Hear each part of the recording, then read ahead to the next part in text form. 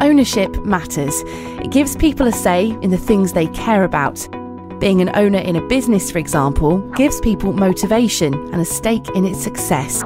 But over the last 30 years, the number of people who have control over the businesses that shape our lives has become smaller, not larger. It's no surprise that when you ask them, people say they have no influence in their workplace, over businesses, and over the economy as a whole. Cooperatives, however, offer a solution. From the outside, they may look like any other business, but inside they are very different.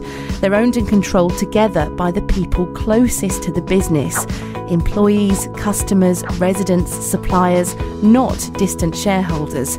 They have an equal say in how the business is run, and they even decide what to do with the profits. And cooperatives work.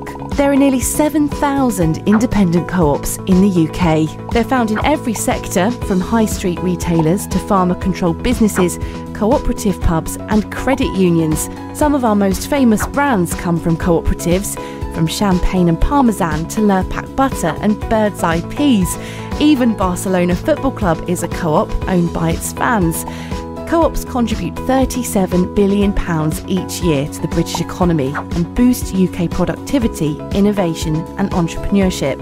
And they work for the 15 million members who together own the UK's co-ops. Cooperatives give people, in fact all of us, more control over the things that matter. What do you want to do together?